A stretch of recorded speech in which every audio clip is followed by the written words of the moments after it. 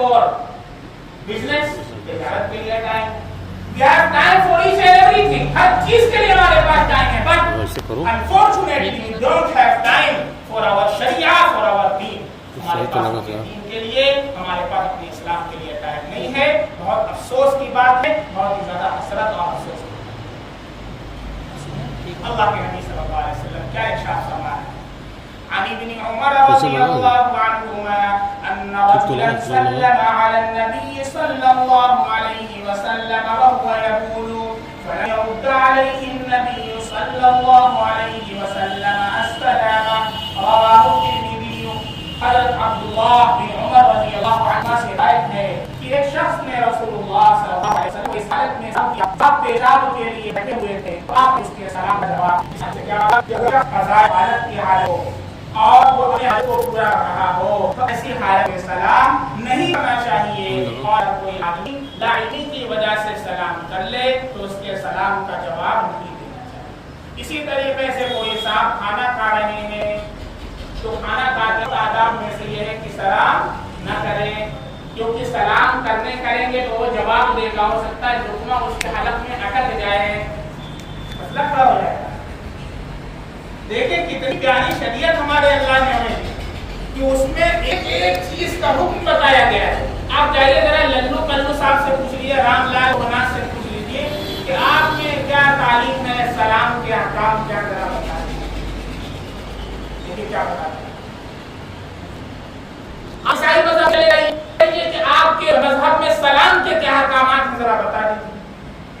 اتنی ڈیٹیل کے ساتھ, اتنی تفصیل کے ساتھ, اور صرف سلام ہی نہیں, پیدائش سے لے کر موت تک کے سارے مسائل ڈیٹیل کے ساتھ اگر بیان کیے گئے تو صرف اسلام کے اندر ڈنکے کی چوٹ پر یہ رہتا ہے.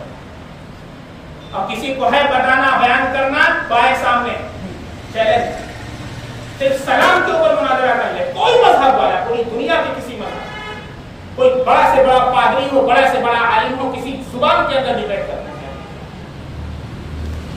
میں تو بہت چھوٹا سا آدمی, میں اپنے اساتذہ کو پریشان نہیں کرنا چاہتا, اس لیے میں تو ان کے پیر کے دھول کے برابر نہیں. اس لیے جو بڑے بڑے لوگ بڑی زبانی دعوے کرتے ہیں لمبے چوڑے, نیوز ڈیبیٹ پر بیٹھ کر کے اسلام کو اور اہل اسلام کو بدنام کرتے ہیں, انہیں یہ جان لینا چاہیے کہ اسلام کے اندر سلام کے جو احکام اور ضابطے بیان کیے گئے ہیں صرف اس کے بغیر بھی آپ کے مذہب کے اندر. اس لیے فخر ہے کہ اللہ نے مجھے مسلمان بنایا ہے. ومن احسن قولا ممن دعا الى الله وعمل صالحا وقال انني من المسلمين. فخر کے ساتھ میں یہ کہتا ہوں کہ الحمدللہ میں مسلمان ہوں. آج لوگ ڈرتے ہیں مسلمان کا اظہار کرتے ہیں, کہیں ہمیں جان نہ لے کہ ہم مسلمان ہیں. ایک صاحب کے پاس جانا ہوا, ایک صدر کی بات کر رہے ہیں, اللہ نے رتبہ مقام دے دیا, بڑے عہدے پر ہیں, سب غیر مسلم بیٹھے ہوئے تھے, ہم تھے ہمارے پاس ایک صاحب, جبکہ وہ ان کے بہت قریبی ہیں. چلو یہ بھی ہوتا ہے کہ ان کو پہچانے نہیں, کوئی بات نہیں, قریبی بہت ہیں, اکثر آنا جانا ان کے گھر میں. انہوں نے کہا السلام علیکم ورحمۃ اللہ, انہوں نے جواب نہیں دیا. جانتے کیوں نہیں دیا؟ جانتے کیوں نہیں دیا؟ اس لیے کہ ابھی ہم جواب دیں گے تو یہ جو سب بیٹھے ہوئے ہیں نا گرو گھڑجال, یہ سمجھ لیں گے کہ ہم مسلمان ہیں, اس لیے جواب مسلمانوں کی ہے ڈوب مرنے کا مقام. ایسی ڈاکریت کے اوپر میں تھوکنا بھی گوارا نہیں کرتا. ایسے انجینئر اگر اللہ بنا دے کہ اس انجینئر کے اندر آپ کو سلام کے جواب دینے میں شرم محسوس ہو تو اس پر تھوکنا بھی مجھے گوارا نہیں. لعنت ہے ایسی انجینئرنگ کے اوپر, ایسی ڈاکریت. مذاق بنا کر کے آپ لوگوں نے رکھ دیا ہے. سلام کرنا آپ کو گوارا نہیں, کرسی پر بیٹھ کر کے سلام اگر کوئی کرتا ہے تو آپ کو جواب دینا گوارا نہیں.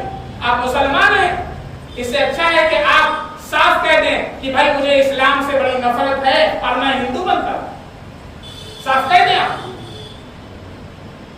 زبان شیخ پر گنگا گرٹ کو ذکر کوثر بھی کہو مردود سے اس پار یا اس پار ہو جائے. کچھ لوگ ہیں جو کہو تم ادھر کی ہوا ہو جدھر کی والی بات کرتے ہیں. چلو تم ادھر کو ہوا ہو جدھر کو, جدھر کی ہوا ادھر لڑک جاؤ. بے پیدی کا لوٹا دھاگا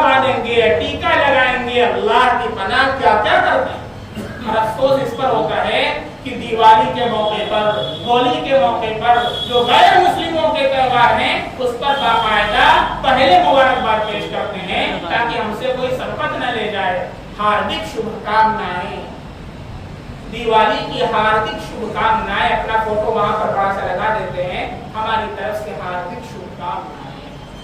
مسئلہ سن لیجیے، غیر مسلموں کے جو تہوار ہیں یہ سارے کے سارے اللہ اور اس کے رسول صلی اللہ علیہ وسلم سے ہٹے ہوئے تہوار ہیں.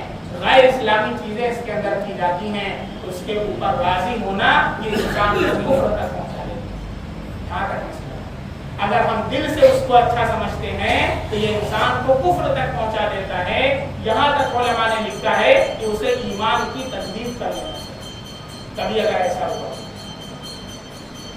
اور انسان جب مبارکباد دیتا ہے کسی کو، اسی کو مبارکباد دیتا ہے جس کے عمل کو اچھا لگتا ہے. ہم اگر کسی کو مبارکباد دیتے ہیں تو اس کو اچھا سمجھتے ہیں، تبھی تو بولتے ہیں کہ بھائی آپ کو مبارک ہو، بڑا بہترین آپ نے پروگرام کیا ہے، بڑا بڑا مبارک آپ کو. کیوں بولتے ہیں؟ ہم اس کو اچھا سمجھتے. اور اس عمل کو اگر ہم دل سے اچھا سمجھ رہے ہیں تو کفر کی حد تک ہم پہنچ چکے ہیں. اللہ رب العزت ہمیں معاف فرمائے، ایمان کی تجدید کریں. کتنے ایسے مسلمان ہیں، آپ معاشرے پر نگاہ ڈالیں اور غور کریں کیا ہو رہا ہے آج کل. اچھے اچھے لوگ یہ کام کر رہے ہیں، اچھے اچھے حضرات یہ کام کر رہے ہیں. اب وہ لوگ یہ کام کر رہے ہیں جو دیندار بھی سمجھے جاتے ہیں، جو خواص کا طبقہ ہے وہ یہ کام کر رہا ہے. عوام اللہ بہتر جانے عوام کو کہاں جائے یہ سوچیں. اس لیے اللہ کے نبی کی جو حدیث ہے 1000 میں سے ایک آدمی رہے گا، 999 لوگ چھانٹ دیے جائیں گے. جب آپ اس حدیث کو پڑھیں اور اپنے معاشرے پر ایک نگاہ ڈالیں پھر جا کر کے آپ کو یہ حدیث سمجھنا ہے.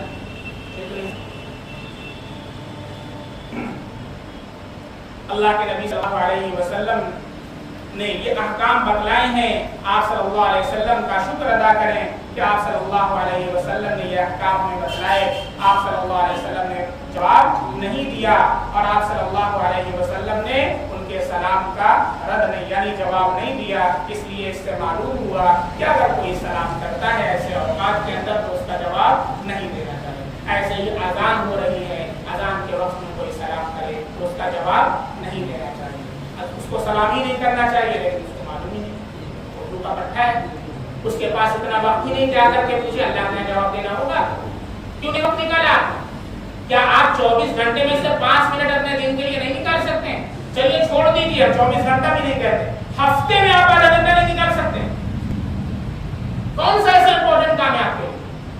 ابھی آپ چلے جائیے محلے کا نظارہ کر کے آئیے، 10 نوجوان بیٹھ کر کے موبائل چلا رہے ہیں. جا کے دیکھ لیجیے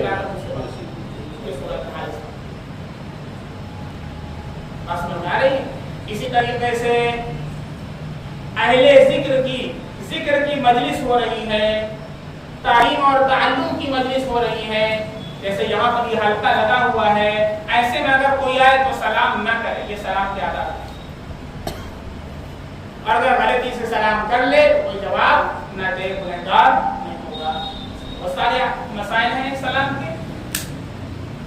عن مقداد بن الأسود رضي الله عنه في حديث طويل قال فيجيء رسول الله صلى الله عليه وسلم من الليل فيسلم تسليما لا يوقظ النائم ويسمع اليقظان. رواه الحديث حضرت مقداد، رواه الترمذی. حضرت مقداد بن اسود رضی اللہ عنہ ایک طویل حدیث کے ضمن میں بیان فرماتے ہیں کہ رسول اللہ صلی اللہ علیہ وسلم رات کو اصحاب صفہ کے پاس تشریف لاتے ہیں. اصحاب صفہ کسے کہتے ہیں؟ صفہ کے معنی چبوترا. اصحاب صفہ وہ لوگ جو چبوترے والے تھے، اللہ کے نبی سے بھی حاصل کیا. ان کی تعداد کبھی گھٹ جاتی کبھی بڑھ جاتی، 80 رہتی کبھی 100 ہو جاتی کبھی 70 ہو جاتی. ان کے کھانے پینے کا کوئی انتظام نہیں تھا. اللہ کے نبی صلی اللہ علیہ وسلم کے پاس کچھ آ جاتا تو آپ انہیں کھلا دیتے، نہیں آتا تو بھوکے پیاسے اسی طریقے سے علم حاصل کیا. آپ صلی اللہ علیہ وسلم رات کے وقت ان کے پاس تشریف لاتے ہیں تو آپ صلی اللہ علیہ وسلم آہستہ اور احتیاط سے سلام ایسے سلام کرتے، آہستہ سلام. کیوں؟ اللہ کے نبی صلی اللہ علیہ وسلم ایسا کیوں کرتے؟ اللہ کے نبی صلی اللہ علیہ وسلم احتیاط سے سلام کرتے تاکہ سونے والے نہ جاگیں اور جاگنے والے سن لیں. سونے والے نہ جاگیں اور جاگنے والے سن لیں. اگر ہم اتنی زور سے سلام کریں کہ کوئی سو رہا ہے وہ اٹھ کر کے بیٹھ جائے, اس کی نیند خراب ہو جائے, تو اس کو اذیت پہنچانا ہوا. یہ تو سلام کے آداب میں سے ہے ہی نہیں. بات سمجھ آ رہی ہے؟ اس لیے آپ گھر کے اندر بھائی رات کو جائیں اور آپ نے اتنی زور سے سلام کیا کہ آپ کی اہلیہ سو رہی تھی, اٹھ کے بیٹھ گئی, تو یہ اس کو تکلیف پہنچانا ہے. یہ سلام کے آداب میں سے نہیں ہے. آپ صلی اللہ علیہ وسلم کا عمل ہمیں کیا سکھلاتا ہے کہ آپ اتنے آہستہ سے سلام کرتے کہ اگر کوئی جاگ رہا ہے تو وہ جواب دے, اور کوئی سو رہا ہے تو وہ سوتا رہے, اس کے اندر کوئی خلل نہ ہے. یہ اللہ کے رسول صلی اللہ علیہ وسلم نے ہمیں آداب سکھلائے ہیں. یہ سلام ہے. مصافحہ کے احکام بھی آپ سن لیں. مصافحہ ملاقات کے وقت محبت اور مسرت میں اور جذبات کے اندر آ کر کے جذبہ احترام میں اگر کوئی سلام کے بعد مصافحہ کرتا ہے تو یہ سلام کے ساتھ کیا جا سکتا ہے. گویا کہ مصافحہ جو ہے یہ سلام کی تکمیل ہے. مصافحہ کیا ہے؟ سلام کی تکمیل ہے, سلام کو مکمل کرنا.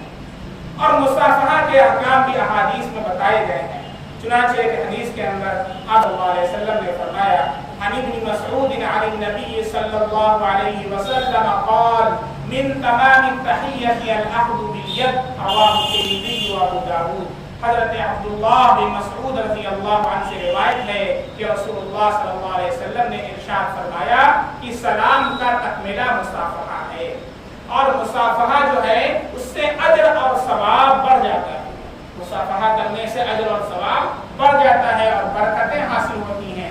عن البراء بن عازب رضي الله عنه قال قال النبي صلى الله عليه وسلم إذا التقى المسلمان فتصافحا وحمد الله واستغفراه غفر لهما, رواه أبو داود.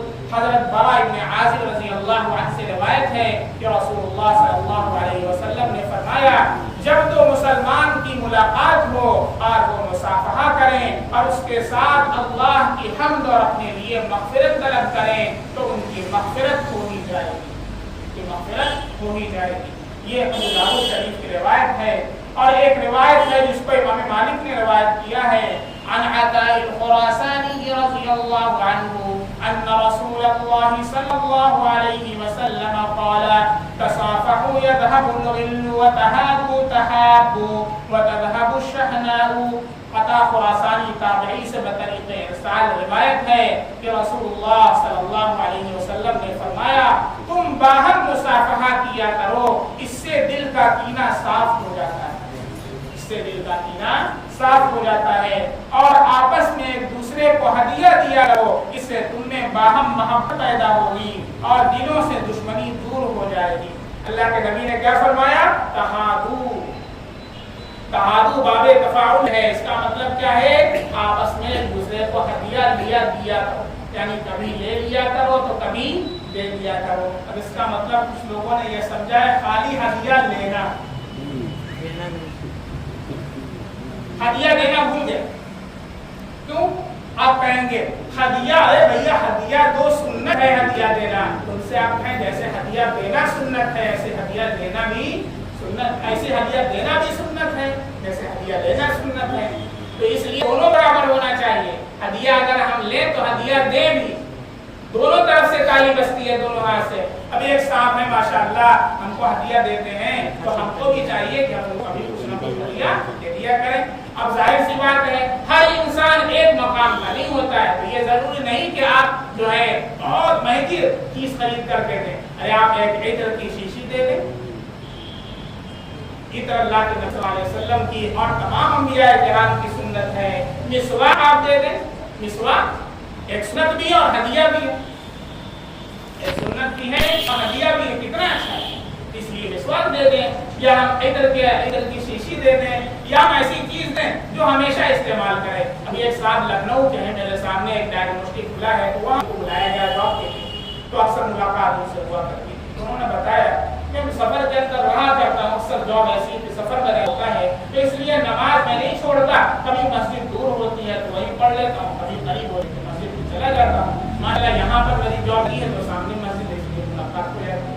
تو میں نے کہا ماشاءاللہ بہت بہت اللہ کا کرم ہے، اللہ کا شکر ہے۔ انہوں نے بتایا کہ صاحب نے مجھے ہدیہ دیا، ہدیے میں مصلی دیا، ہدیہ میں دیا مصلی ہدیہ دیا۔ سفری مصلی ہوتا ہے نا، سفری مصلی، سفر کے اندر جو ہے مصلی ہوتا ہے تاکہ سفر کے اندر ہم نماز پڑھیں، تو مصلی انہوں نے مجھے ہدیہ دیا اور میں اسی پر نماز پڑھتا ہوں۔ جب بھی نماز پڑھنا ہوتا ہے ان کے لیے دل سے دعائیں نکلتی ہیں اور ان کو ثواب ملتا ہو۔ تو یہ بھی ہے کہ ہدیہ دینے والا ایسی چیز ہدیہ دے کہ سامنے والا اسے استعمال کرے، اس کے استعمال کی چیز ہو تاکہ ہمیں ثواب بھی ملے اور وہ اس کو استعمال بھی کرے۔ بعض حضرات جو ہے قلم دے دیتے ہیں، قلم بھی بہت اہم چیز ہے، اس قلم سے آپ لکھیں گے اور جتنی چیزیں آپ اس سے فائدہ اٹھائیں گے آپ کو ثواب ملے گا۔ تو بات سمجھ میں آ رہی ہے، ضروری نہیں ہے کہ اب سامنے والے نے مجھے اتنا بڑا ہدیہ دیا ہے اور میرے پاس تو اتنا پیسہ ہے نہیں تو میں اتنا بڑا ہدیہ کیسے دوں۔ آپ اتنا بڑا نہیں دے سکتے تو آپ 5 روپے کی مسواک لے سکتے ہیں، آپ 20 روپے کا عطر لے سکتے ہیں، آپ جو ہے 50-100 روپے کا مصلی گفٹ میں دے سکتے ہیں۔ یہ چھوٹی چھوٹی چیزیں ہیں جو دنیا کے لیے بھی فائدہ مند ہیں اور آخرت کے اندر بھی نفع بخش ہیں۔ تو حدیث میں اللہ کے نبی نے کیا فرمایا کہ مصافحہ کرو گے دل کا کینہ ختم ہو جائے۔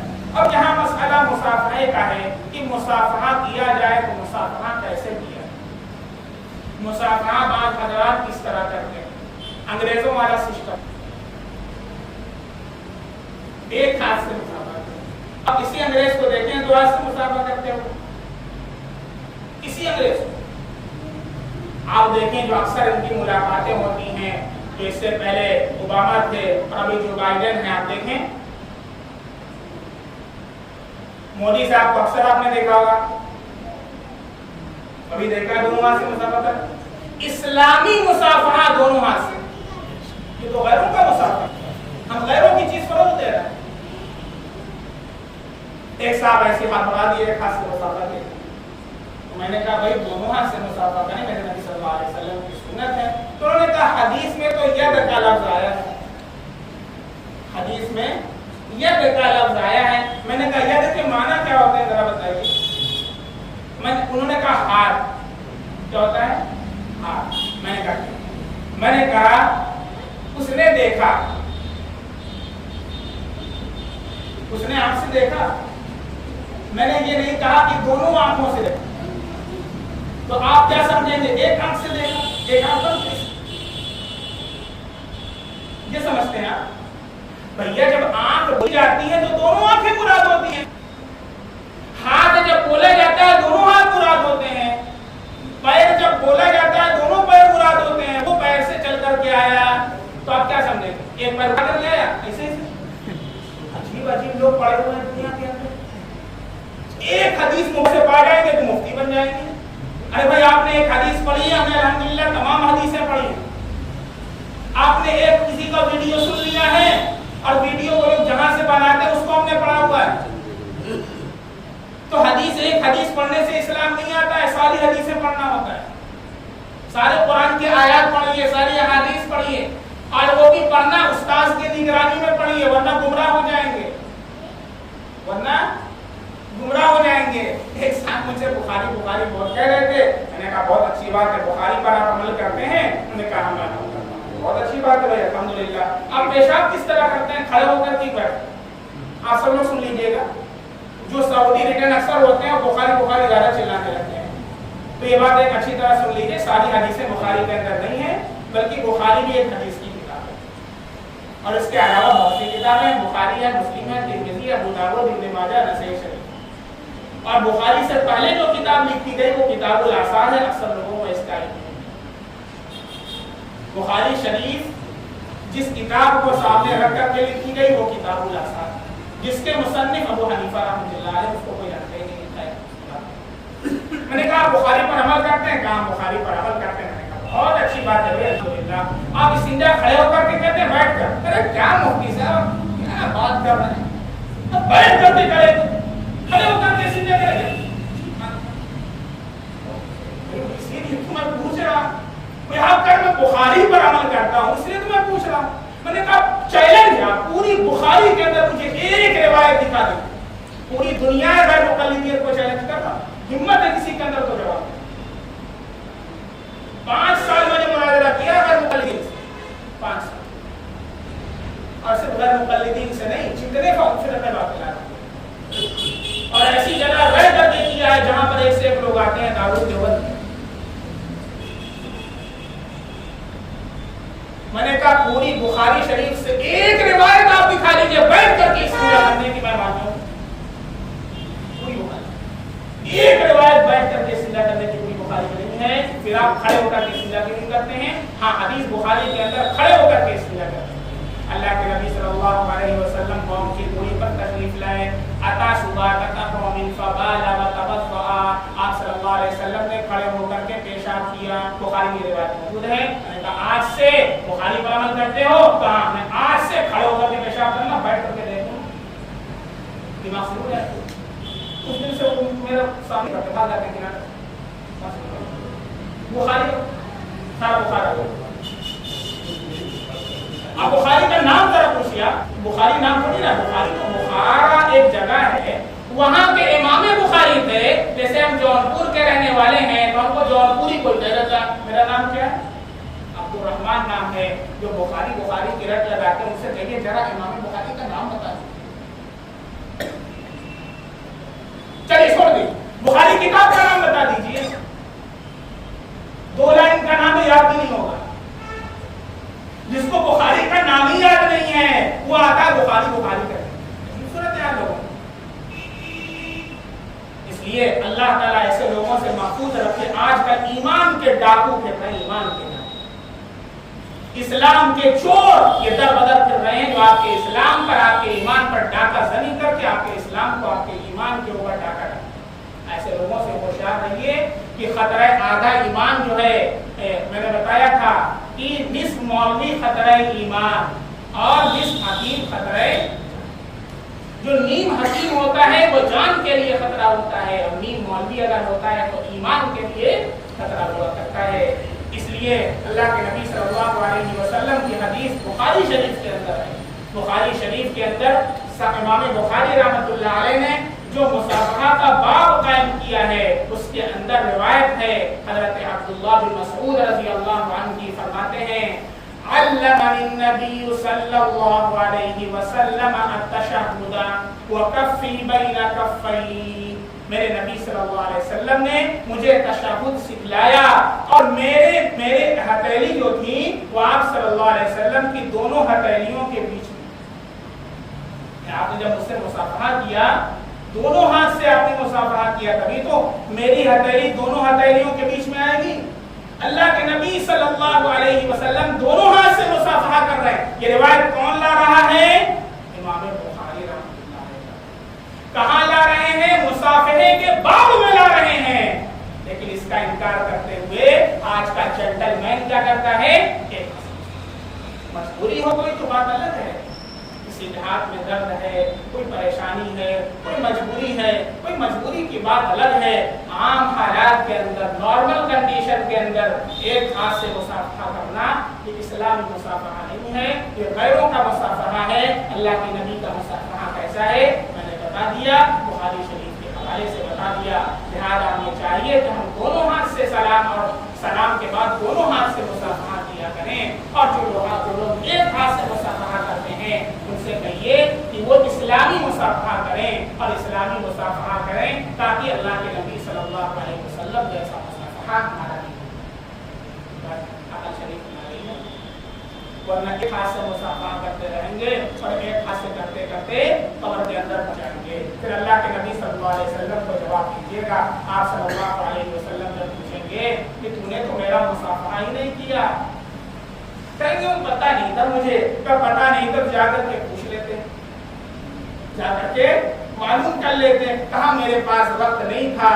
اب اس کے بعد اللہ کے نبی صلی اللہ علیہ وسلم کیا فرمائیں گے کہ جب تیرے پاس میرے دین کے لیے وقت نہیں تھا، جب تیرے پاس میری شریعت کے لیے، سنت کے لیے وقت نہیں تھا، اور ساری چیزوں کے لیے وقت تھا، فرشتے دیوار کھڑی کر دیں گے، اے اللہ کے نبی یہ وہ لوگ ہیں جنہوں نے آپ کے بعد دین کے اندر ایجادات کی بدعات شروع کی۔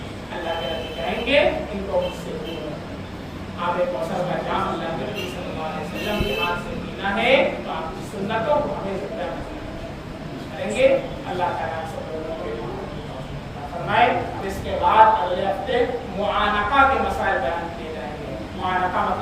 ملتے ہیں گلے ملنا. اور جونپوری گلا, جونپوری کیا اکثر لوگ 3 مرتبہ کتنی مرتبہ 3 مرتبہ ایسے گلے ملتے ہیں بھیا؟ ارے چھوڑتے ہی نہیں ہے 3 مرتبہ سے پہلے. کہاں سے سیکھ لیا؟ ایسی عجیب عجیب چیزیں ہیں. ہم کو نہیں چھوڑا تو آپ کو کیا چھوڑیں گے؟ عید والے دن اچھے سے آپ لوگوں نے کیا بھی ہوگا, آپ نے بھی 3 مرتبہ کیا ہوگا. ماشاءاللہ. اور کوئی بول نہیں رہا.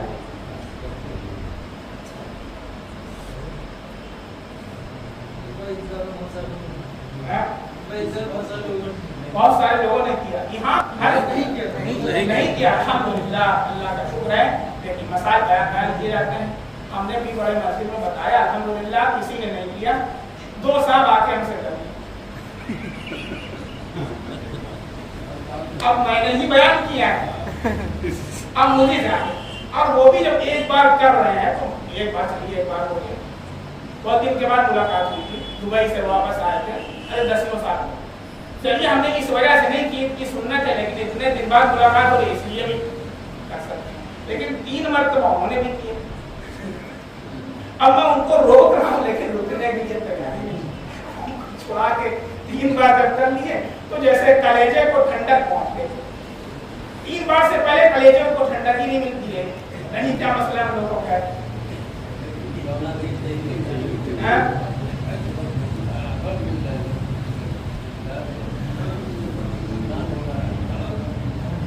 ایک صاحب سوال کر رہے ہیں, السلام علیکم, 30 سال کی عمر میں بال اور داڑھی سفید ہو جائے تو کالا کلر استعمال کر سکتے ہیں؟ دیکھیں, جواب یہ ہے کہ سفید بال کے اندر سیاہ اضافہ کرنا یہ ناجائز ہے. سفید بال اگر ہو جائے تو اس میں کالا کلر کا گودریج والا کالا کلر وہ کرنا منع ہے. اس کے علاوہ آپ لال کیجئے, نیلا کیجئے, ہرا کیجئے, کوئی کلر کیجئے, لیکن کالا خضاب کرنا یہ کیا ہے؟ منع ہے. سوائے جہاد کے, جہاد آپ کرنے جا رہے ہیں تو ایسے وقت میں اس کی اجازت ہے کہ اس سے آپ کی جوانی کا اظہار ہوگا, دشمن پر روک ہوگا.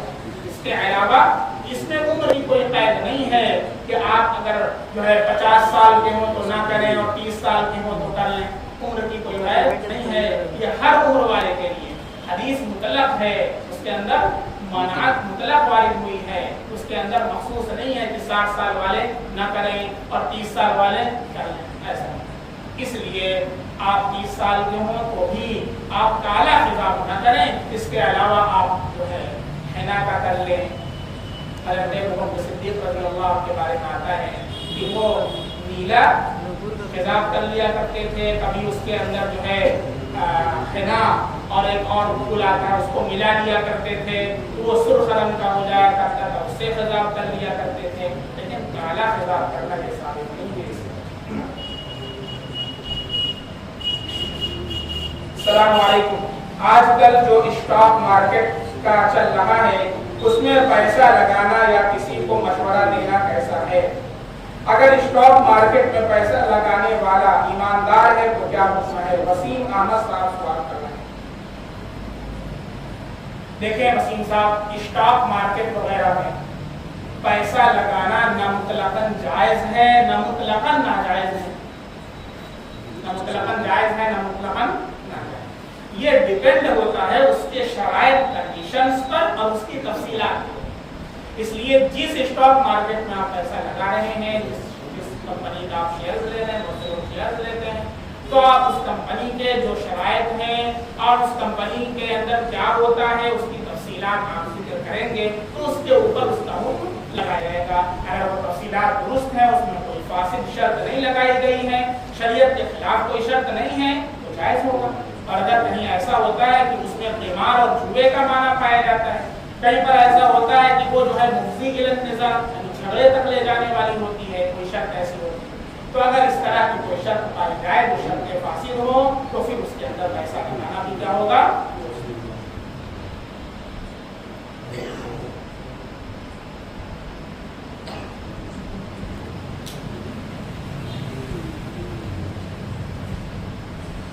السلام علیکم ورحمۃ اللہ وبرکاتہ. وعلیکم السلام ورحمۃ اللہ.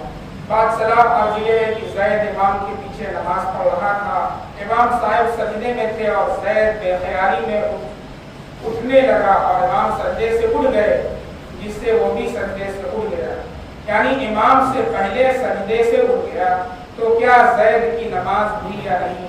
حضرت جواب دے کر مہربانی فرمائیں۔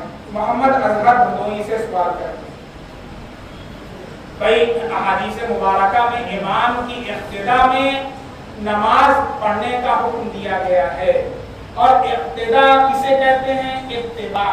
اتباع کا مطلب فالو سمجھنا، کسی کے پیچھے چلنا، یہ اتباع۔